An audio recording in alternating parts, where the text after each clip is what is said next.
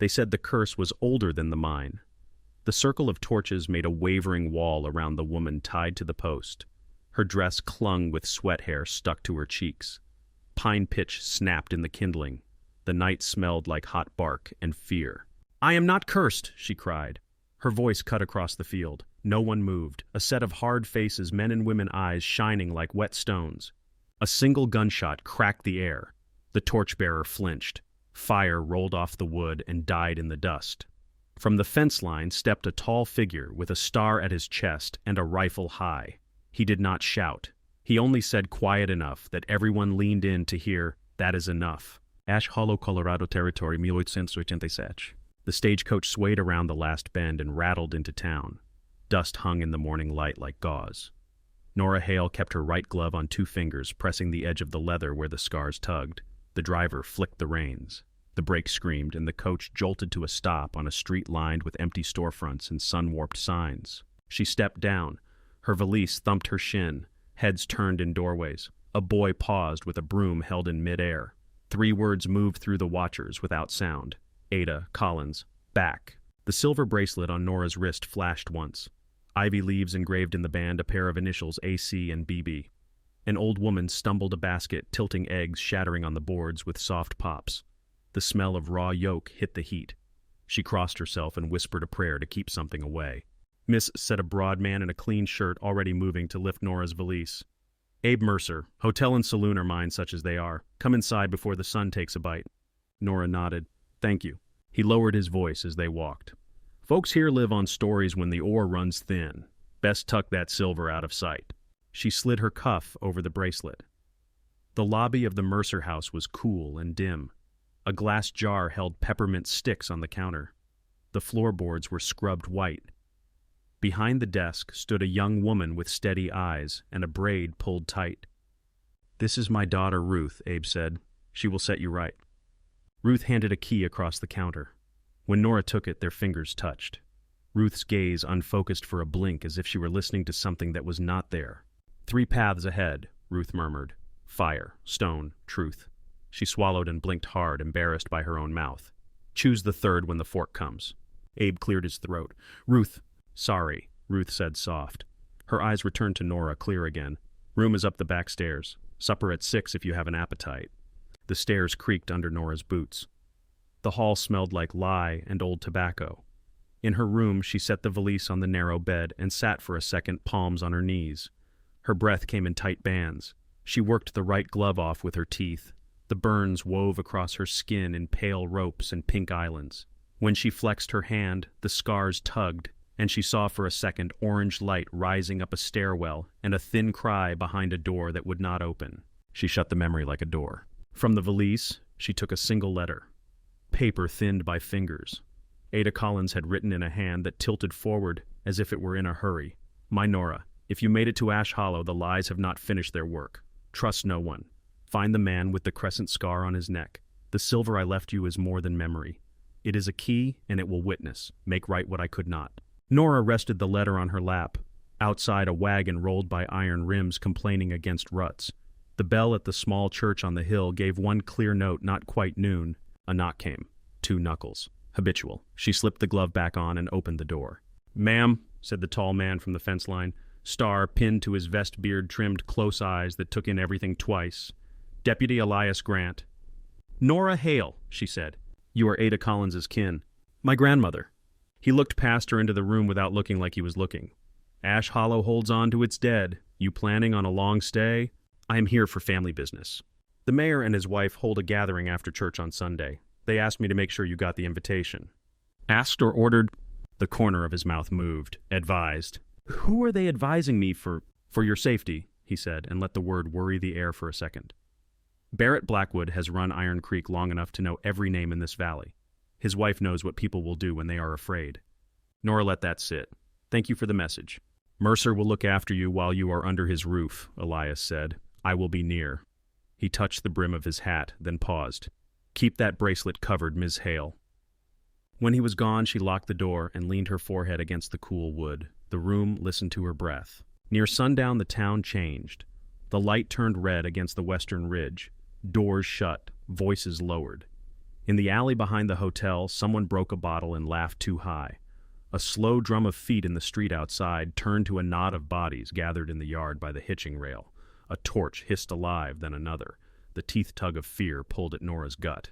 Abe knocked once and opened the door halfway, stayed in the frame. His face was colorless in the lamplight. "Keep quiet. I will tell them you are not here."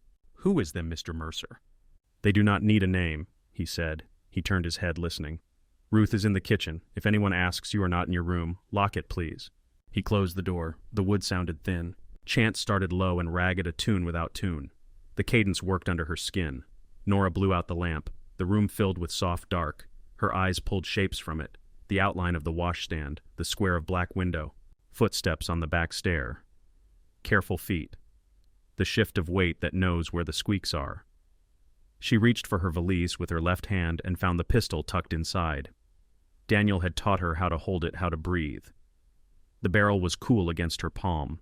A hand came over her mouth. It smelled like saddle soap and wood smoke. A chest near her shoulder. A voice at her ear, quiet enough to be part of the dark. "Do not scream. I am not here to hurt you." She did not nod. She set her feet and pushed back. The grip did not tighten. "I am the man you were told to find," he said. "The one with the crescent scar." Her breath shook. The hand lifted from her mouth. "Show me," she whispered. A match struck. The flare bit the air and made the room jump. For a heartbeat, the light painted a weathered face hair gone to iron eyes, watchful. Below his jaw, a pale arc curved like a slice of moon. He cupped the match to a stub of candle and brought the flame to life. "Name is Jed Crow," he said. "They will not wait much longer. Pack what you cannot lose." In the yard, a woman's voice rose above the others, sharp and sure. "Bring her out." The candle flame leaned in the draft from the door. The candle tried to lean away from the draft. Nora stuffed the letter, the pistol, and what coin she had into her valise.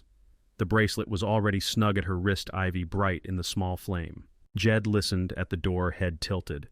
The chanting outside ran like a saw. He moved without sound, a big man who had learned each complaint in the boards. At the threshold, he blew the candle with a soft puff and let the dark hold them. They took the back stairs. One tread groaned, and he paused long enough for the sound below to cover it.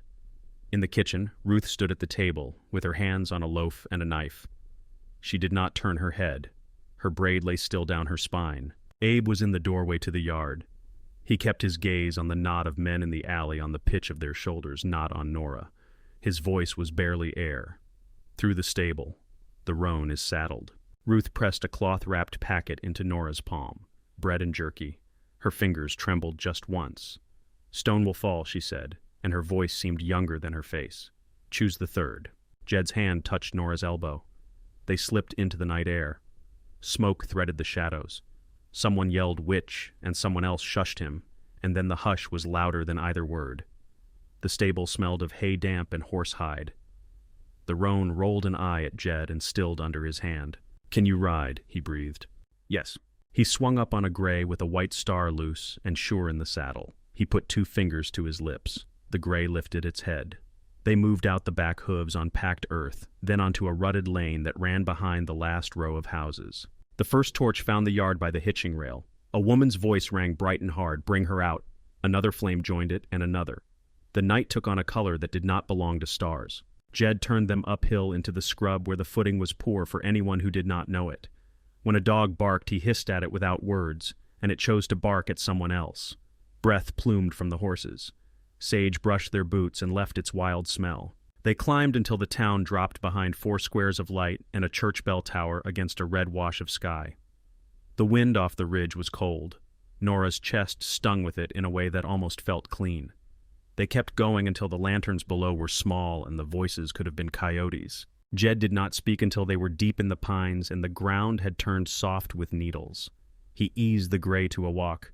"You ride like you have had to," he said. "I learned because I loved a man who traveled," Nora said. Her throat tightened around the words. "He taught me to hold the reins lower when the horse is listening." The path cut across a creek in a shallow shine of water. The roan splashed once, then found the stones with care. On the far bank, a cabin nestled into the slope as if the hillside had grown it. The roof lay true. Smoke stains darkened the stones of the chimney. A single window showed no light. Inside the door was a room spare as a vow. A table, a cast-iron stove, 3 shelves of books, a peg with a coat that had seen rain and sun, a canary in a brass cage. The bird sat puffed and yellow head tucked. It did not sing. Jed lit a lamp with a pinch of wick and set it low. He set a dented pot on the stove and poured in coffee that smelled like burned beans and welcome. While the pot thought about boiling, he spread a map on the table and smoothed its corners.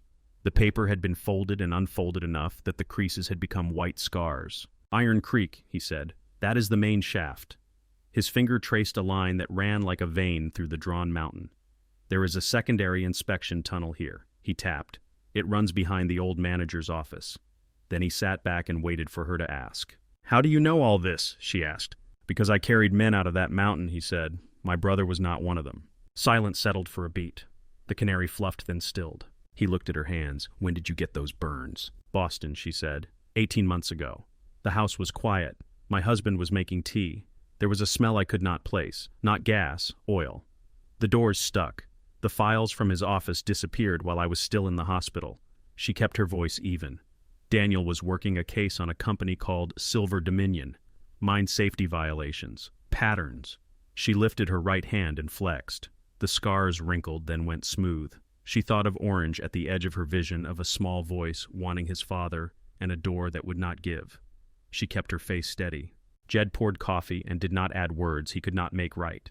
He drank and set the cup down so it would not click.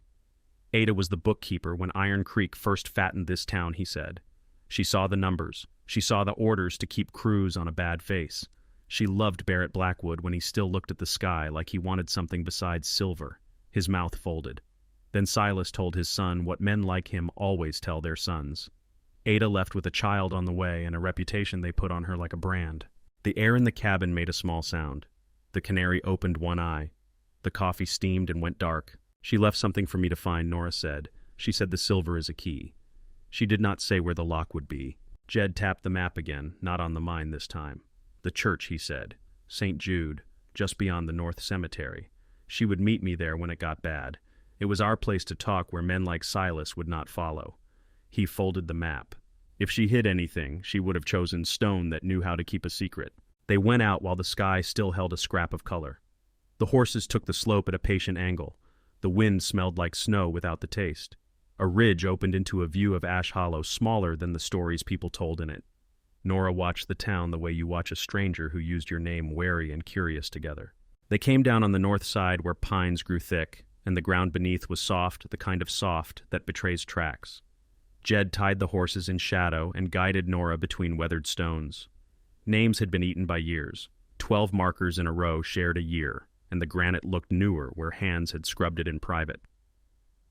Jed paused.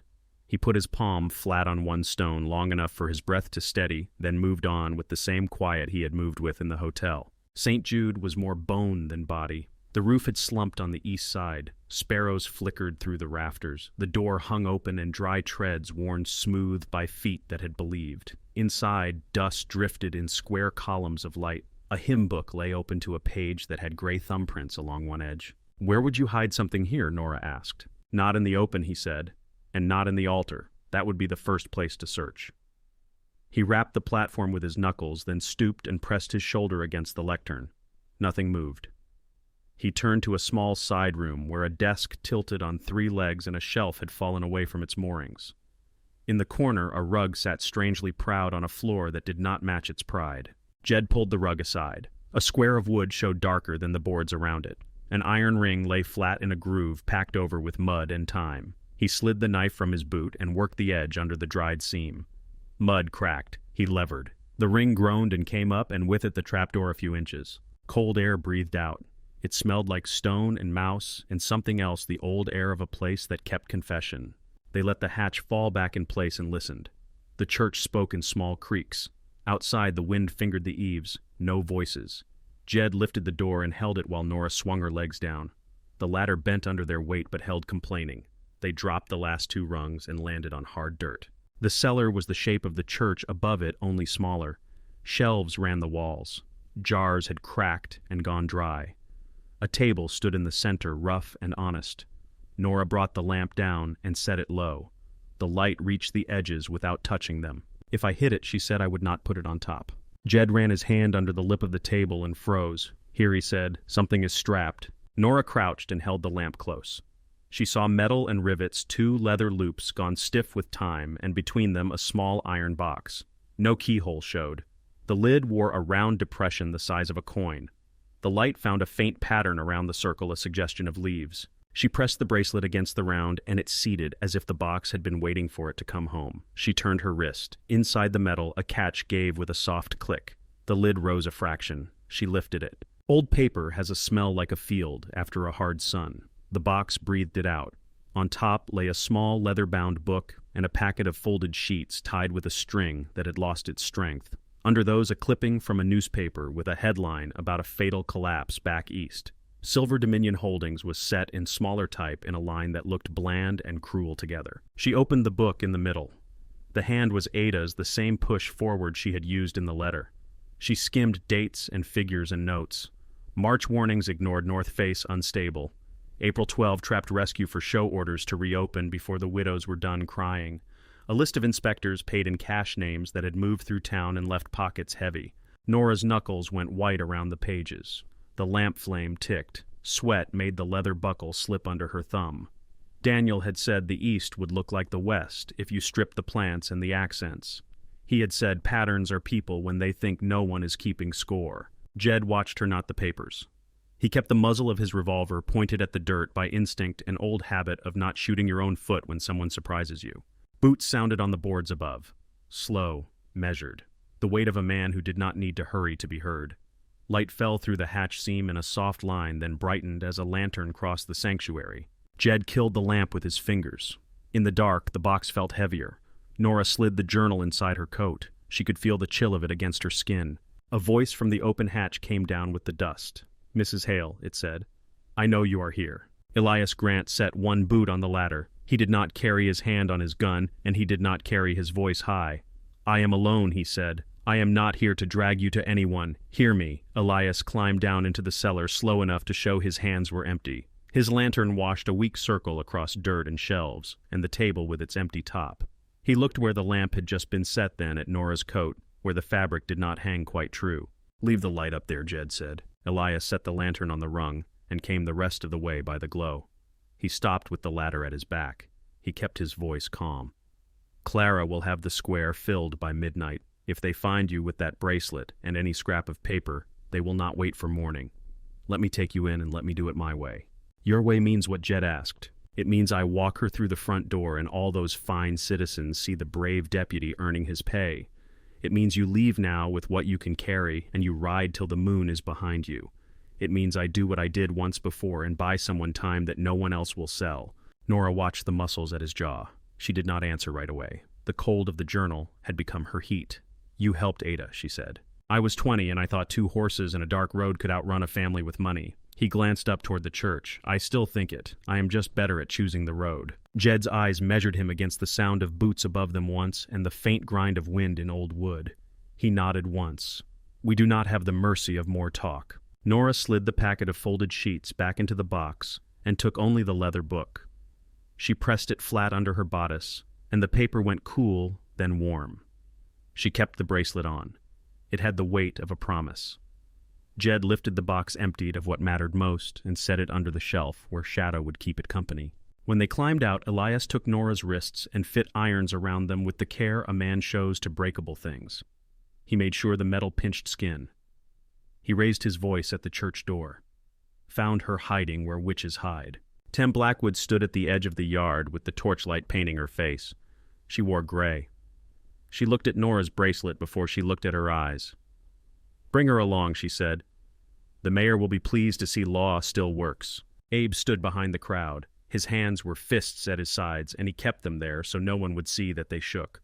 Ruth had her mouth pressed thin as if the air would let words loose if she parted it. Elias walked Nora past them and let his hand brush Abe's sleeve without looking. Abe's breath hitched. He moved his face so it looked like contempt. They reached the jail with the noise held at the door. Elias unlocked the far cell and set Nora inside. He let the irons hang from the bar so the metal would remind anyone watching that it had done its job. He locked the door. He did not lower his voice. "Food will come." When the outer door closed and the lock settled, he came back to the bars. He spoke toward the floor. Midnight, the Blackwood house. The cellar on the east side. A brick with a hairline on the 7th row from the floor. 3 in from the corner. There is a room. He straightened. Keep that bracelet where they can see it. Clara believes in what scares her. He left her with the quiet and the smell of tobacco and old wood. The clock on the wall in the office had a tired click that held to itself. Nora lay on the cot with her head turned so she could see the slice of alley through the barred window. The sky had turned the color of a bruise. She counted her breath till the shadow outside moved, and a soft step came to the outer door. Ruth's voice carried with a basket on her arm. "Deputy Grant asked me to bring this." She set the basket by the bars and covered her words by rattling the lid. "Do not eat the cake." Her hand found Nora's through iron. Her fingers came away damp. "Stone will fall," she said, and then she went out before her father could come looking for her. The town thinned out by the time the bell in St. Matthew sent a single note over the street. Lanterns walked home. Men with hats too low pretended they did not watch. The saloon sent laughter into the alley, then swallowed it. Cloud pulled over the moon in a long veil. When Elias came back, he had lost his coat. His shirt sleeves were dark from sweat at the cuffs.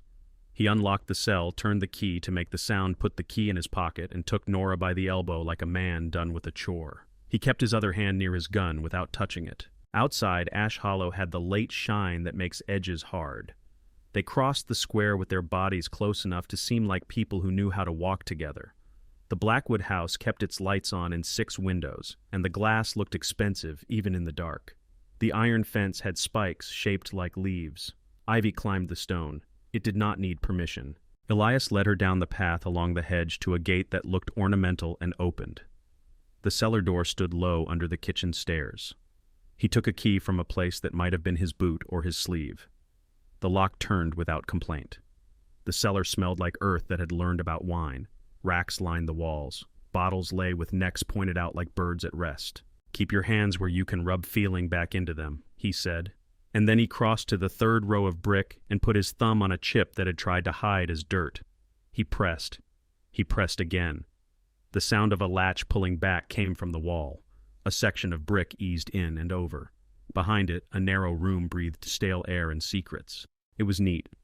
A desk with perfect pens lined in a straight nest, ledgers bound in leather, pigeonholes full of letters wrapped with cord and labeled in a hand that was too careful to be casual. The weight of a man who thinks control is a prayer. Elias let Nora go. She flexed her fingers. He pulled a ledger from the shelf. The year ran in gold along the spine. He flipped to a page that had ink darker than the rest. October 1867. He read without moving his mouth. 500 to EG for special services. Collins situation resolved. Widow Jensen property loss regrettable. No trace remains. He shut the book and put it back. He took the next one. October 14. Report body recovered. Buried. Annual cleansing keeps townspeople settled. His voice grated in his throat. There was no body, he said. She rode on my horse under quilts, and I told Clara she burned. It kept Ada alive. It kept this room filling with more things to hang a man on. Nora looked at the labels on the pigeonholes. Inspectors, county, press, Dominion. She took a bundle and slid the string off. Receipts, transfers, a note to a cousin in Philadelphia that spoke smooth about Eastern investments and did not say that the investments were men under earth. Her jaw went hard.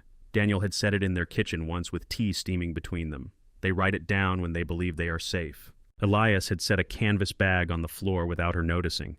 His hands moved fast, methodical. He took ledgers and correspondence and then paused. He pointed at the bracelet on her wrist. "Keep what is most dangerous on you. If they take me, they will take the bag. If they take you, they will look at that and think their myth is all you brought." He turned his head. The smallest sound had come from the far stair that led into the main hall. Not wood, the whisper of silk. Nora folded the last letter back into its sleeve. The voice that came down did not need to be loud to make skin go tight. Nathan Barrett said, "Why would my cellar light be on if I am in bed?" The room turned small. Elias moved so that his back was toward the hidden door, and that Nora had the desk between her and the stair. Barrett Blackwood stepped into view with a shotgun cracked over one arm and his hair still combed as if a meeting never ended. Tem came behind him, her mouth set. She took in the bag, the open pigeonhole, the ledger not quite square on its shelf. Her eyes slid to Nora's wrist and brightened like she had found a charm. "Witchcraft does not always need a broom," she said. "I see you found our little garden." Elias kept his voice even. "These books belong to the United States while we establish what belongs to whom." Barrett smiled and did not show teeth. "These books belong to order." He lifted the shotgun. Your badge belongs to my town. The first shot blew cork dust from a bottle on the rack to Elias's left. He had his revolver up before the second pellet hit Stone. The revolver coughed, and Barrett jerked as if someone had tapped him too hard between the eyes. He sagged like a rope cut and slid down the stair. The sound that Tem made did not break. It did not climb. It went flat. She knelt and pressed fingers to her husband's neck. Her eyes came up and carried nothing soft. "You do not get lost," she said. "You get correction." She reached for the shotgun. Elias fired again. The wood splintered and the barrel bit Stone. Nora grabbed the canvas bag by the straps. The weight surprised her. She lifted it anyway. Elias moved to block the stair. Tem faded back into the hall with a grace that looked like practice. "Go," Elias said without looking away from the stairs. Nora slid through the narrow door. She pulled the hidden wall in behind her. Bricks met bricks with the quiet click of a secret that enjoyed itself. The cellar looked like a cellar again. The door to the yard sat across barrels and racks and a table with a cracked top. She found it by feel and opened it to air that smelled like sage and smoke. On the lawn, a lantern swung. Voices arrived with it. Nora kept low along the hedge. She moved like someone who had tried to carry a child through a burning house once and learned how to make her steps matter more than her fear. Behind her, the house took a breath and held it. Someone shouted for a doctor. A bell began to ring in town. Not the church bell. The one that men used when fire started. In the dining room windows, a woman's shape crossed, then stilled. Temperance put her palm to the glass. She turned her head to the yard and told the air to listen. End the Collins line tonight. Nora kept to the hedge till her breath burned cold. The canvas bag bit the crook of her elbow. She crossed the street when a wagon rattled by and used its clatter to hide her steps. The church door by the choir opened to her hand without complaint. Inside, wax and dust made a quiet smell. The altar lamp threw a small circle that did not reach the pews. Ruth waited in the shadow of the confessional. Her braid was loose now. Wisps stuck to her cheek. Her whisper found the air without shaking it. "They know you left the house. Mother Temperance is sending men in twos, not just streets, underneath." Underneath, Nora said. Ruth nodded. "The old inspection ways. Father kept a key for the office at Iron Creek." She took Nora's wrist, then let go as if the bracelet were hotter than it looked. "We cannot stay here." They moved through the sacristy and out a low door into the church garden. The sky had turned so dark the stars pulled color into themselves. The hill held its breath. They cut behind fences until the town fell away. The path to the mine kept a pale line even at night. A moth batted itself against the lantern Ruth had brought and then rested on the glass like a scrap of paper. The manager's office crouched by the mouth of the mountain, a square of stone with its windows boarded. Ruth found the rusted padlock and worked the key into it. The hasp gave with a sound like a cough. Inside, air tasted of paper and mouse and a kind of iron that never lets you forget it. Furniture wore sheets that slumped. A map cabinet leaned with one leg shorter than the others. Ruth set the lantern on the desk and rolled up her sleeves. Her hands were small and sure. She pushed the desk aside. The floorboards beneath bore marks in the shape of a trap no one had sprung in years. She pressed a knuckle into a knot in the wood, and nothing happened. She took a step to the wall, ran fingers in a line, and found a shallow notch the size of a walnut. The panel clicked and swung. Cold air flowed out. Elias came as they stared into the dark. He filled the doorway with his shoulders, then leaned against the jamb as if someone had borrowed some of his strength. The sleeve on his left arm had gone black near the bicep.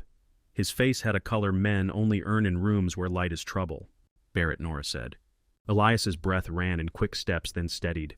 "He is down. Temperance is not. She will send boys with guns and men with old grudges. We do this now." He crossed to the opened panel and touched the frame with the back of his knuckles. Sound came back from the passage. It carried a long way and then returned a small truth. "Clear," he said. He lifted the canvas bag from Nora with a look that asked and did not assume. She kept her hand on the strap for a heartbeat and then let him have it. He put the bag over his good shoulder. He pulled his revolver and checked the cylinder by feel. Ruth raised the lantern. The flame thickened in the draft and showed the first steps down old and tight. Stones had been laid with care. The builders had a mind for weight. They had made sure the mountain would hold itself up if men behaved. Men had not behaved. The passage showed its back first and then its ribs. Timber supports took the shape of gates in a church. The air smelled like damp rope and old coal. Their breath made ghosts. Nora kept her free hand on the wall. The rock felt cool and damp and somehow patient. Ruth set the lantern low and watched the light pool so she would not trip on the rails half buried in dirt. They moved in the quiet that work makes when no orders need to be said. The tunnel widened into a chamber where a heavy door stood set in stone. It had iron straps across it and a bar that had been lifted by men whose arms would be bone now. On the door, someone had scratched a date into the grain. The groove was clean where fingers had worried it now and then. Ruth put her palm flat against the wood. She said nothing. Elias stood still long enough to close his eyes. Nora looked at the iron and saw 12 names cut into granite back at the cemetery all the same year. "We keep going," Elias said. "The north exit is past the bend." He had just said it when the passage behind them breathed again, this time with a different noise in it. Feet without patience. Voices that did not know how to speak low. The lantern glow from back down the line made the edges of shadows jump. Ruth doused their lantern, and darkness fell like a drop cloth. Nora could still see the door as a black square, where black should be different. Elias moved to the side of the chamber without knocking a loose stone. He readied the revolver and kept his injured arm tucked in tight so it would not betray him with a shake. The first light showed men in the bend, then Temperance came, her face lit from below. Her dress was still neat, not a hair astray. Behind her, Abe Mercer had a shotgun he did not want to hold. 2 miners carried their weight on their toes, eager and a little sick with it. Temperance stood in the mouth of the chamber and let her gaze travel. She counted, then stopped. She did not look surprised. She did not look anything at all. "Mrs. Hale," she said. "Mr. Grant. Ruth, do not make me tell your father he failed you." Abe's voice cracked once, and then he caught it. "Temperance, this should be for the courts." "The courts work for men who understand order," she said. "The mountain gives us what we enforce." She lifted her chin at the miners. "Do it clean." Elias fired first. The crack slapped the rock, and a miner dropped his gun, discharging into the ceiling. Chips of stone dust snowed. The smell of powder was angry and thick. The second miner shot blind. The pellets harrowed the wall and caught edges that had been waiting for a reason to move. A sound came like a groan that belongs to a building and not a throat. Stone shifted. Timber answered. Ruth grabbed Nora's arm hard enough to leave a mark and pulled. The chamber lost shape as the dust rose. Elias fired again, and the flash showed Temperance stepping back, arm up to shield her eyes, expression pure and cold. "Go," Elias said, and it had the weight of an order made to save someone instead of impress anyone. They ran. The passage tightened and then bent. The ground tilted up. Their feet knew it. Dust found the back of their throats and turned spit into paste. Nora tasted metal. The lantern behind them swung and threw new shadows that did not agree with the old ones. Ruth stumbled once, and Nora took her weight and kept them both moving. The canvas bag whacked Elias's back with a heavy rhythm that marked the yards. The sound behind them thickened. The groan turned to a grind. Something heavy sheared and wood cried out. A rush of cold air pushed them and then sucked back. Nora saw a slit of night ahead. She pushed Ruth through it, first shoulder-scraping stone. The outside air bit like river water. Ruth fell to hands and knees and coughed something black out of herself. Nora turned and saw Elias at the squeeze with his teeth bared and his eyes up, measuring the ceiling the way you look at a horse that might kick. He shoved the bag toward Nora. She reached and grabbed the strap and pulled. He set his hands to the stone and came through one shoulder at a time. Behind him, the passage yanked in. The ground jumped. The opening pinched. A timber went with a pop, and then there was a deep thud, then 2 more, then a rolling settle that sounded like a man with a fever finally lying down. Nora had a hand on Elias's sleeve, and it slid free as he stumbled into her. He caught himself on his palms and stayed low until the air stopped moving. They 3 lay on the slope above the north ridge. The sky stood close, punched full of stars. The smell of broken rock spread out like flour over a table. Below them, the valley lay dark, the church light a pin, the Blackwood house a square with 4 hard eyes. Ruth wiped her mouth on her sleeve, and it came away gray. Her voice was small and true. "Are we out?" "We are out," Elias said. He sat up slow. He put his palm on the ground and felt the tremor that still traveled like a thought no one spoke aloud. He looked back at the sealed slit. Nothing else moved. No voices came from below. No one yelled orders or names. The mountain decided what it kept. Nora's chest hurt in a way that did not come from running. She had the canvas bag at her hip and the journal against her skin and the bracelet bright under dust. She closed her eyes and felt the cold of the night on her face where it was not hot with grit. When she opened them, the ridge line had cut the first hint of pale on the far side of the world. They sat until the shaking left their bones. The wind at the top of the ridge carried a smell of sage and something clean that wanted to start. The valley did not make a sound. Dawn pulled a line of pale over the far ridge. The wind stilled. Nora stood with the canvas bag on her hip and felt the cold settle into her shirt. Elias braced a palm on the rock and breathed through grit. Ruth wrapped her arms around herself and watched the valley begin to color. Riders came from the east road. Dust went soft under their hooves. The badges caught light in bright pins. Jed was at the front with his hat pulled low and his horse blown dark with sweat. Beside him rode a tall man with eyes that knew Ada's handwriting. He swung down and took Nora's shoulders like he knew where they fit. "James Collins," he said. His voice carried work in it. "I'm sorry we meet like this." Nora nodded. The journal sat warm against her ribs. She handed him the canvas bag. Ledgers, letters, enough. He looked at Elias at the sling Ruth was knotting from her shawl for Elias's arm at the sealed cut of earth where the passage had been. His jaw set. "We can dig from the south face. There is a chance." Men moved before he could say more. Lines formed. Picks and shovels sang in short, hard strokes. The sound went through the bones of the mountain and came back a little lighter each time. Nora worked a bucket line. Her palms burned under the dust. Ruth poured water into mouths and onto rags and pressed them to faces. Elias took a place near the edge where he could call the rhythm and keep anyone from slipping. By noon, the pile had changed shape. Someone shouted. The shout turned into a word, and the word turned into breath that held. A hand showed through dark dust, then two. Abe Mercer came out first, blinking like a man who had left a room and found the wrong sky. His cheek was cut and his hair was full of rock flour. He saw Ruth and stopped moving. His voice broke and then found its way. "Girl." Ruth put both hands on his face and laughed once with tears on her lashes. He tried to speak and did not. He held her sleeve like it anchored him to earth. Behind Abe came a miner who could put weight on one leg if someone lent him a shoulder. He leaned into a marshal and kept his eyes on light. More rock shifted. A dress hem showed and then folded. Silence lifted and laid down again. Temperance did not rise. The ridge held her. Nora sat on a flat stone and felt the ache in her legs. James crouched beside her and opened a wooden trunk he had brought with his men. The hinges complained. Inside lay a smaller box lined with velvet that had faded to the color of tea. He lifted it and set it between them. "Ada sent this to me when she knew time was a short rope," he said. "She told me to bring it when the valley could hear truth again." Nora eased the lid open. A silver pocket watch lay inside. Ivy petals engraved around the case. The glass was clear. The hands had stopped. She lifted it and felt its weight in her palm. The chain pooled like a thin stream. There was a small photograph tucked behind the face, Ada holding a baby with a light that was not sunlight. James watched her find it. She kept pieces, not to hold on, to remember what she had survived. Men from town gathered at the Mercer house yard as the sun turned a clean white. James took the steps and spoke to them plain. He did not raise his voice. He did not need to. He laid the ledgers open and let them see the lines. He read the figures without heat. He named the inspectors with coins in their pockets. He said the words Silver Dominion and looked at the men who had sons working back east. No one cheered. The sound in the yard was the soft sound of people changing the way they stand. Elias stood at the edge and kept the sling high. When James finished, he stepped forward. He took off his badge and turned it once in his palm. He put it back on his vest. "I will answer to the marshals while this is put right," he said. He looked at Abe, then at Ruth, then at Nora. "I should have been louder sooner." Abe rubbed his thumb over a scrape on his knuckle. He looked at James.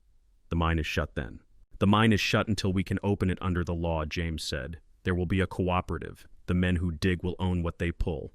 The Blackwood house will serve what the town needs." The porch of that house showed its empty windows to the square. Ivy climbed and did not stop. Children ran up its steps and touched the rail and ran back down like they were testing a floor that had never held them. That night, James spread maps in the marshal office and called names. Ruth's name came when he needed eyes on the paper that caught threads other people missed. She nodded and took a seat with a pencil behind her ear. Elias signed papers with his left hand and gave short answers about names and places and which doors had keys. Jed stood with his hat in his hands and his shoulders square.